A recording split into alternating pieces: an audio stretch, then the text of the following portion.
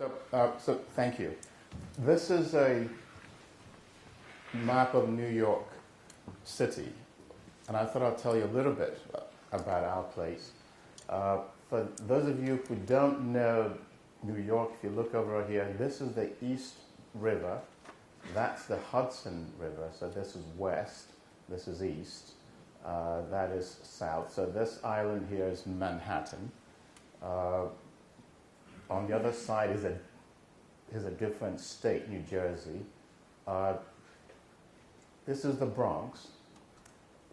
The five parts to New York City, there's Manhattan, Brooklyn, Queens,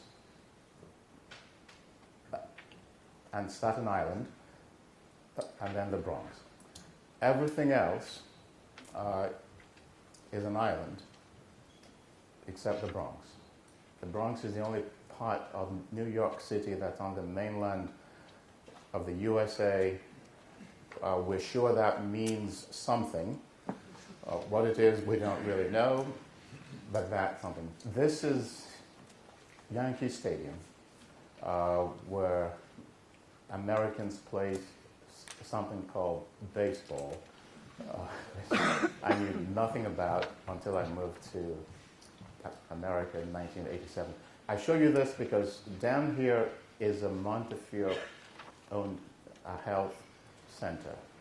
And like Dr. Hammond here, I practiced medicine there for 21 years before I crossed over to the dark side and became a hospital administrator. That's what my colleagues say. I still see some patients, which says a little bit more about the judgment of the patients than it does about anything else. May I have the next slide, please? But Montefiore began in 1884, was founded then. It was named after Sir Moses Montefiore, who was actually British. And so I guess maybe that's why they asked me to come and talk with you. Next slide, please. And then 100 years later, we ran into trouble at Montefiore. Essentially, next slide, please. We had an annual operating revenue budget, $275 million. We had $85 million in debt, and we had $50,000 cash on hand. That's a nice way of saying that we were bankrupt, but we didn't actually say that publicly. And it's probably important to understand some of the reasons that we got into that state besides bad management and leadership. Next slide, please. And the next one. So we are a Bronx-centered organization. As you can see, most of our hospital business comes from the Bronx. It's a borough of 1.5 million people, and we have about a third of the market there. Next slide. The Bronx is more diverse than most of the United States, and I will alternate using this and that just so that the folks you can see. But as you can see, this is America, this is New York, and that's the Bronx. Much larger numbers of individuals with Spanish last names, much more African American, more diverse than the rest of the state. Next slide. Has fewer resources. If you look at the percent below the poverty line, you can see the Bronx is much worse off than most of the rest of the states. Certainly much more crowded. Next slide. Worse off by any measure of vital statistics. Life expectancy, male, female, generally less. Teenage pregnancy rates, infant mortality rates worse. Next slide. Chronic illness, diabetes, hypertension, obesity much worse. Next slide. Incidence of sentinel conditions, HIV, tuberculosis, same picture. Next slide. And hospital admissions are. Thank you. Thank you. I was actually enjoying saying next slide. Yes, thank you. Thank you. And so you can see. So essentially, we have an economically challenged borough that we serve, and this slide shows you that this is Medicaid, which is the U.S. Many of you know this. The U.S. government insurance for our poor, and this is Medicare, which is the U.S. government insurance for the elderly. And as you can see, 80% of all of our patients have some form of government insurance. So unlike most of America, we're actually in pretty much a single payer system. And so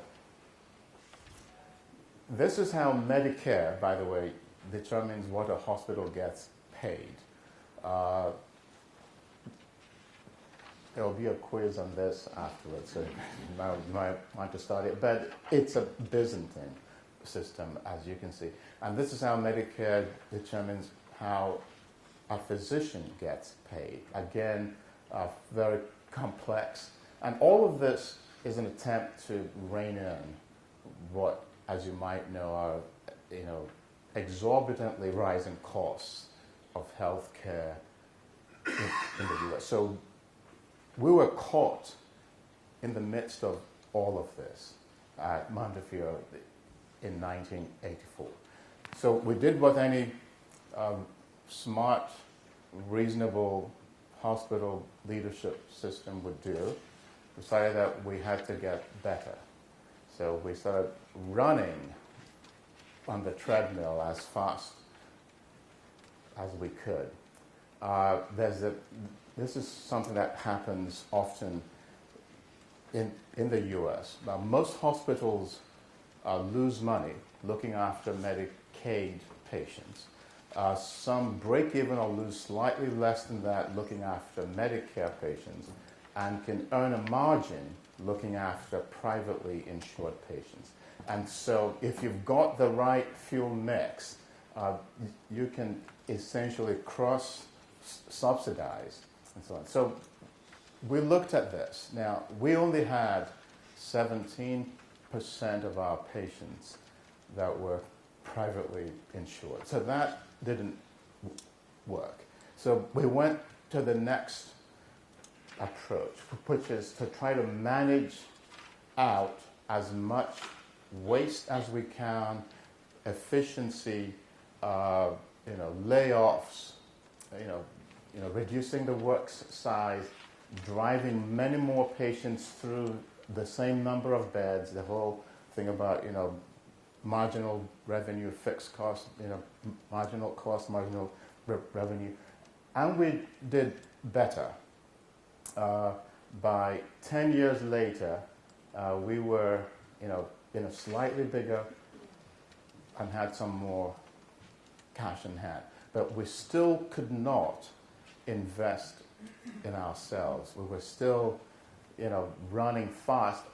And we realized that game was going to run out at some point, because there's only so much fat that you can take out before you start having to take out muscle and bone, etc. So in '94,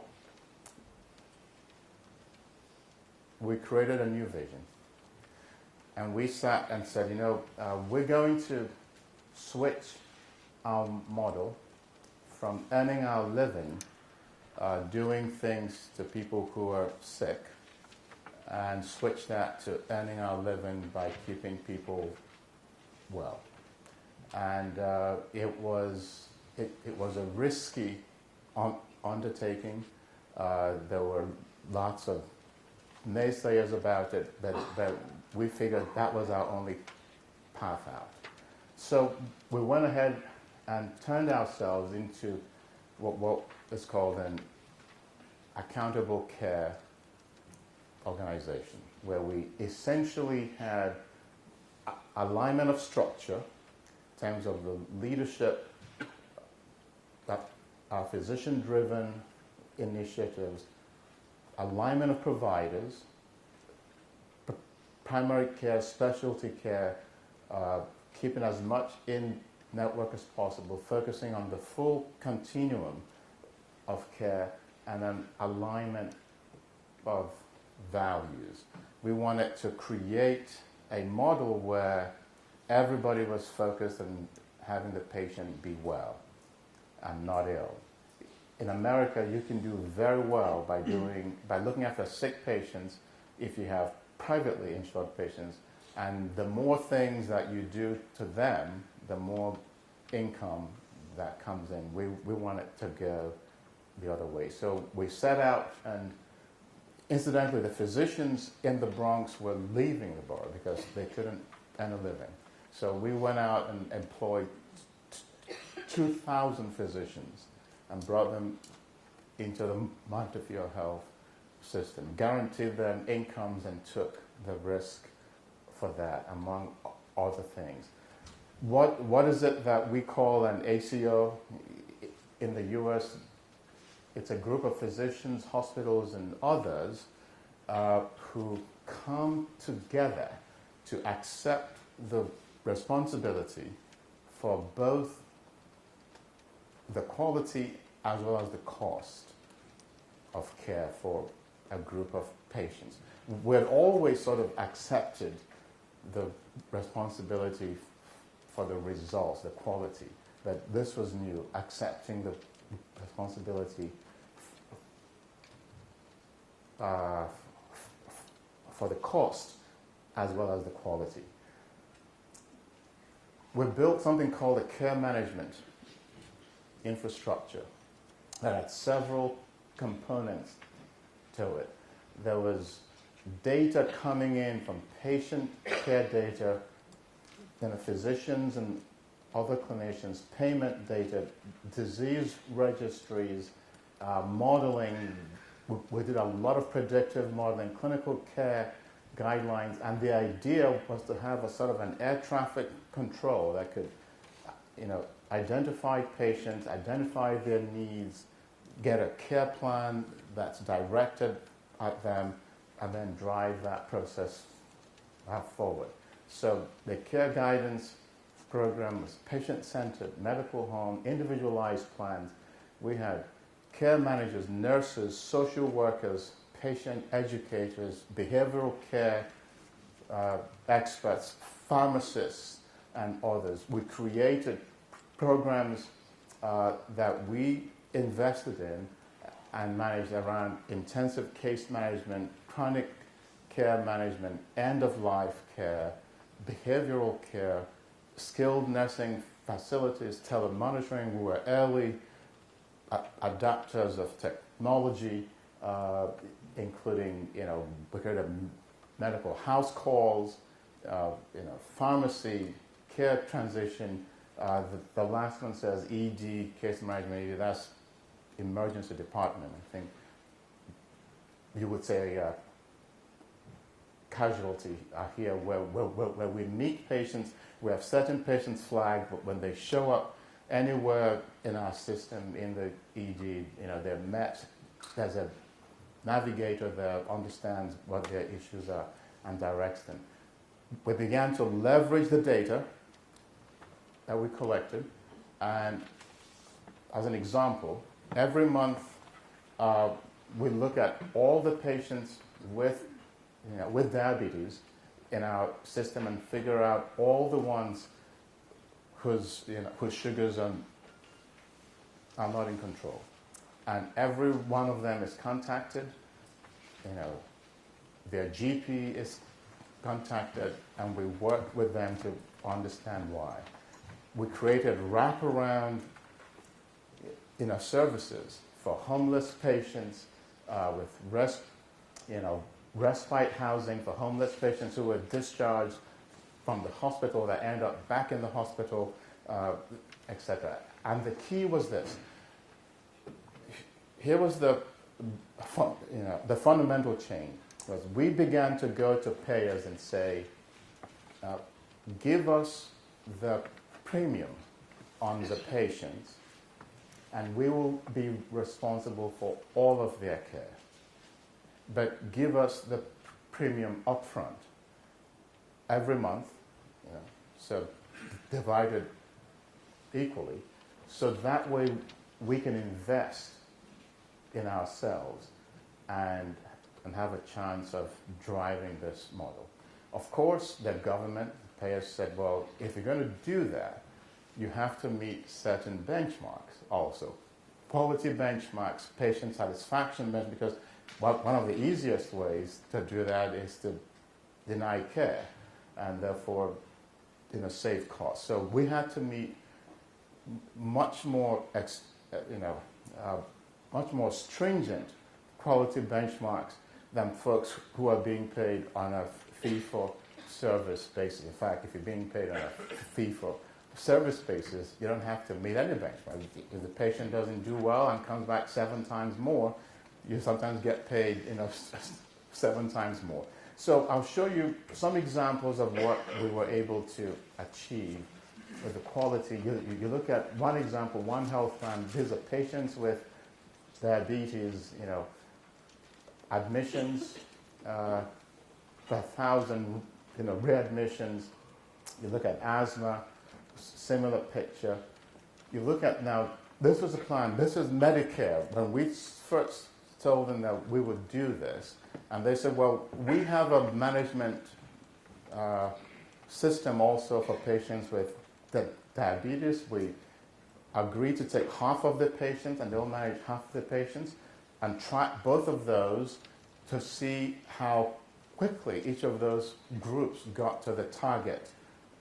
Our hemoglobin A1C, glycosylated hemoglobin. As you can see, we are in the blue, and the other system is in the red, and our patients were getting there faster. Lots of other things, we reduced central line, associated bacterial systemic infections in the ICU, venous thromboembolisms. You can see our Medicaid diabetes glucose out of control rate versus the general Medicaid pool. We created, as I told you, a house call program. Right now, we do about 750,000 home visits every year. And this has been very effective. You can see for those whom we treat, we've reduced admissions in the first year and even much more so in the second year. We've reduced emergency room visits similarly. Now, we also began to invest in the high-end stuff in the U.S. because we realized that if we're taking the risk, and in the U.S., the more complicated the care and the surgery, the more expensive that it was. So we will be paying other people to do the stuff that costs hundreds of thousands of dollars, and that therefore will make the economy not work. So we began to invest in high-end stuff with an eye to quality. If you look, this is our mortality rate from cardiac bypass surgery. I put a hospital in blue or teal there. That's the #1 ranked hospital in the region at the time for cardiac surgery, and one of the best in the U.S. You could see in red that in 2003, our mortality rate was higher than the benchmark, and you can see what's happened over time. We're focusing in on that. By the way, this is New York State data, so it's publicly accessible, so I'm not talking out of school here. And if you look at federal government data, our survival rates, in terms of heart transplantation, 1 year, adults and children, compared to other major centers, in the area, kidney, pancreas transplant, liver transplantation, etc. So something happened, is the bottom line. And you can see what happened between 94 and 2004, and then in the last 10 years. So we succeeded in doing well by doing good. And we all know, we all believe and know that Montefiore would have gone out of existence if we hadn't gone into the risk-taking business. Right now, of the $4.5 billion that you see there, and we're still growing, probably $5 billion before the end of this year and $6 billion by next year, half of it is in a risk model. So for half of that, for about $2.2 billion, we're fully at risk for all of the care. So we can go bankrupt if we don't do it well, or we can be able to continue to invest in ourselves if we do it well. And when you look at, I showed you the Bronx earlier, the Institute of Medicine in the US just published some data a few months ago.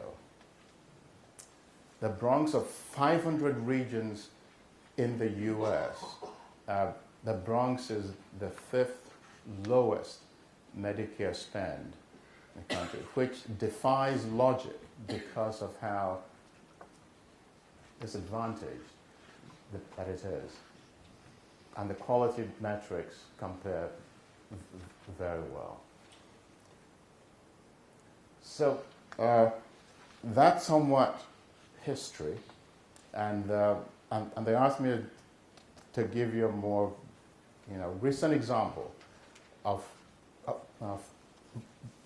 this approach. So in 2011, the U.S. federal government decided to run an experiment where they took Medicare patients who were some of the most recalcitrant in terms of cost, and they were in a fee-for-service model, and they said, we want to create what we're calling pioneer ACOs, similar to what we do.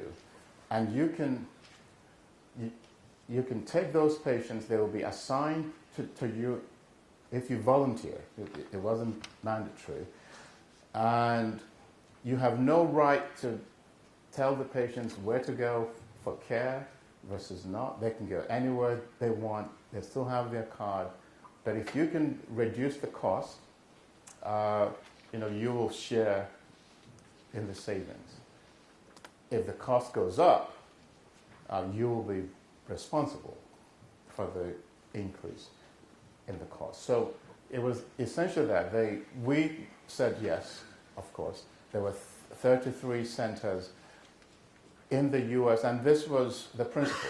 We had 23,000 patients assigned to us. The government had tracked their spending over time, and this was the curve, and the idea was we were meant to bend that curve. And if we did that, we will be eligible for 60 to 70% of the savings. But not only did we have to do that, we also had to meet 33 quality metrics, including patient satisfaction with getting appointments, their doctor access to specialists, and all sorts of things that makes you wonder why anybody would even want to do this. But, we took it on. And this is the approach that we use. Every time we get a new group of patients, we do this. Anybody know Vilfredo Pareto? Of course, yeah. Italian economist, yes, I know. Started, wrote some landmark papers and had several principles. There's the principle of optimality. Anybody remember? That's right. Optimality principle. Oh, there's an economist back there. So I'll try to remind you. So I my wife and I have 3 young ones at home, children. And, they know that I'm in London. When I get back tomorrow night, usually there's a routine, they all run out and say, "Welcome back, Daddy," and they sort of wind up, whoever gets there first, stands in front and hugs me first, and then the others. And hopefully they're happier to see me than they were, when I left. But that's a hope that I have. Now, Pareto says that if I come back, which I plan to, and I get some lovely British lollipops, and the first one that hugs me, I give a lollipop to. And the second one that hugs me, I give another lollipop to. And the third one, I give a lollipop to. Now, they're all richer than they were before I got there by one lollipop, but economically. And Pareto described how their unit of happiness would move up, hopefully by the same amount. Now, imagine if it's the same scenario, and the first one that hugs me, I give a lollipop to, and the second one, I give a lollipop to, and the third one, I give 2 lollipops to. What do you think? Now, I'm not sure about your house, but in my house, the first 2 are considerably less happy than they were, even though in absolute economic terms, they're richer than they were before I got back. And so that's the Pareto optimality principle, and it's something that we always bear in mind as we approach patients and providers in care. The other principle of Pareto was the factor sparsity, where, he actually studied land ownership in England and found that 80% of the land was owned by 20% of the people. I know that was then. But so we have found that to also be true in healthcare. So we took those 23,000 people and we got all the data that we could on them for the year 2010. And I'll tell you why that's important. Because we were supposed to run this experiment in 2011. And as you can see, this breaks down the group of, just one example, over 65 by healthcare spend in 2010. And you can see that as a quintile all the way on the right, the fifth quintile. The green bars are the spend or cost, and the red line, it reflects the number of people in each group. So there's not substantially different numbers of people in each group, but you can see the spend. So what we do is we try to predict who's going to be in that fifth quintile.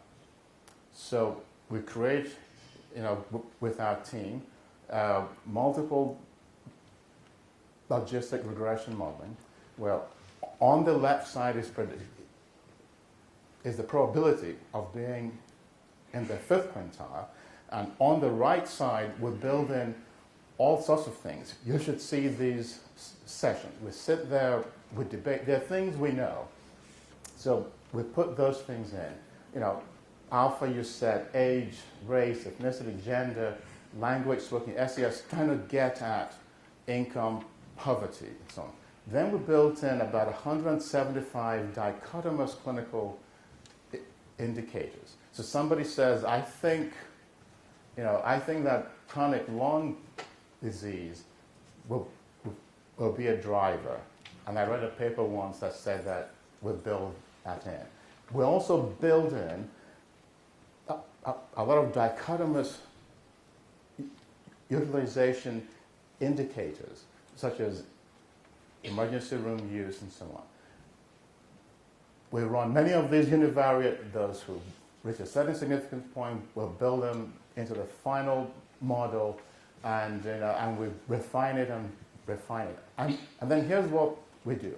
When we believe that we have the right model, that we can predict who got into the fifth quintile in 2010, retrospectively now, because obviously we have the answers, we blind ourselves to the 2011 data and then apply the model to 2011 because we also have the answers. And if the model is correct, we should be able to do that again. And we can. And as I was saying earlier to a group elsewhere, it's not a simple matter of just getting all the high spenders in the 1 year and just following them. Because there's some of those that you can throw $1 million at and not change the course because they're already so far down the slope. The idea is, and the biggest bang, is to find those who are relatively well, or look like relatively well, but who, if you don't do something, can end up in that group. As I was saying earlier, we go out and we buy portable window air conditioners on our own, and we install them in patients' homes because we know that this patient with mild heart and lung disease, with a heat wave coming in the summer, in a crowded fourth floor walk-up, is going to end up in a hospital bed. And it's much better for us to spend $500 buying that patient an air conditioner for his or her home than spending $20,000 treating them 3 months later. So, and guess what? Pareto was right once again. From the 23,000 patients, we were able to define 1,600 of them who needed intensive management, and then another 900 or so who needed even super intensive management. The reason this is important was the federal government gave us the list actually in March of 2012, and the clock started running in January of 2012. That's how the U.S. government works. I know that it works much more efficiently here. But we went out and got, so this is our approach. Wraparound services for the 20% who drive the cost or will drive the cost. And then we touch everybody who is in the pool, but then much more high touch for those who need it and could drive the cost. And here's what happened. 2012 data, I don't have last year's data because the government hasn't shared it with us yet. I suspect they don't have it yet. But this is inpatient admissions, 30-day readmissions, all cause. Uncontrolled diabetes decreased by almost half. Admissions, heart failure admissions down. We end up being the best pioneer ACO in the country. Got to share in $25 million in savings from last year. They actually wrote us a check, in addition to paying us for all the services rendered, as they paid us, because we bent the curve. I've tried to tell you briefly the story of Montefiore. From its beginnings, very mission-driven. We take meaningful responsibility for the community that we serve. And to share with you some of the things that have happened to us along the way, lots of external factors that drove us to do certain things and to build the model that was built, all of which is getting us to where we are today. So we are a medical school, We have a lot of research that goes on, almost $500 million in research annually. We're a top 20 NIH-funded medical school in the U.S. But we also focus on the health of communities and populations. We now have 7 hospitals, 156 different outpatient sites, mental health, substance abuse treatment, primary care, specialty care. We see 4.2 million patient visits every year, and we're still growing. We're still learning, still trying to figure out how we can do better. Our model is evolving, continues to evolve. We've moved away from a fee-for-service approach to risk and shared savings. If anybody talks to us now, the only thing that we're interested in is some risk arrangement. We want to help employers spend less on healthcare. We do that now for Marriott hotels, for the employees that live in our area. We want to help the government. We want to help private payers. We just want to be able to share in the savings that come out of that so that we can continue to invest in ourselves. We'll move from one market to multiple markets. People keep asking us to come into their areas. The reason we're now 7 hospitals is because the government constantly asks us to go take over hospitals elsewhere that are failing.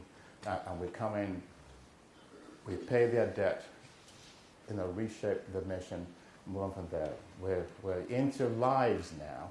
We have 300,000 lives in this arrangement that I've mentioned to you. We're more networked, looking at partnership. We used to be an all-employed physician model. Now we're working more and more with private practicing docs. In fact, the last example that I gave with the Pioneer ACO, 75% of the patients, of those 23,000 patients, were looked after by private practicing doctors, not employed by us, that we partnered effectively with them. We face the same payment challenges as everyone else. We'll talk more about this at the breakout session. That's a plug for you to attend the breakout session. Our goal is to get to 1 million lives. We believe that when we get there, we'll have a model that will guarantee the health care of the community into the distant future, and also guarantee the survival of Montefiore and the sustainability of the model. Why does scale matter? I'm not going to go over the economics of probabilities anymore, but we're still in the Bronx, and as I said, there's something played in here that's called baseball, and this picture is a picture of what most Americans think is the greatest baseball play ever. This is Willie Mays, a New York baseball player in 1954. What happened was this is the World Series, which is like the World Cup in football, the real football, not like football. And the New York team was about to win, and the visiting team got a runner onto first base and second base, the only 3 bases, and the hitter came up to hit. And if that hitter gets the ball onto the field, the other team would win because those runners would come home. One of the ways that people try to do that is to do what's called a bunt. So the hitter holds the bat, and instead of swinging hard, just taps the ball and tries to drop it in somewhere in the field so everybody can run home. Because of that, the manager of the New York team had the players playing in what's called more infield. Anyway, at a critical point in the count, the hitter takes a big swing, and the ball goes flying 420 feet. Willie Mays is playing on the infield, shallow center field, and he recognizes immediately that something monumental has happened. So he turns around with his back. The moment he heard the sound, he turns around and starts to run as fast as he can to the outfield. He manages to accurately predict where the ball would end up with his back to it.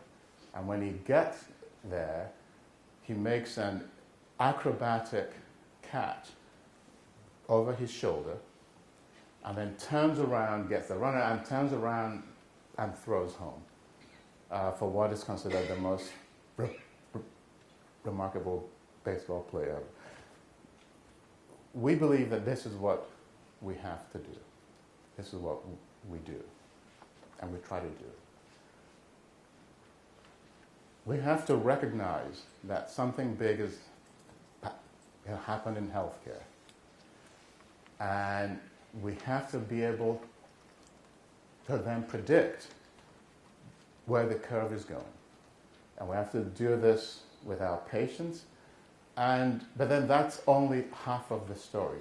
If we get there and we're right, we still have to perform a complicated set of maneuvers and bring the play home. That's the challenge as we see it. That's why people like me get up every morning and go. We like a big challenge. We think it's exciting, and we can't wait to make the next play. Thank you very much. Very quickly, 750,000 home visits you said you did to Yes. reduce hospital admissions by 44%. Who is doing those home visits? Yes. Who does them? Right. The simple answer is that it depends on what the patient needs. Okay. The home visit can be a nurse, a physician, a pharmacist, a social worker, or all. And it's cost effective. It saves money. Sending people 750,000 home visits saves money compared to hospital spend. Very much so. Okay. Very much so. Thank you. Thank you very much. Big round of applause for Philip. Thank you.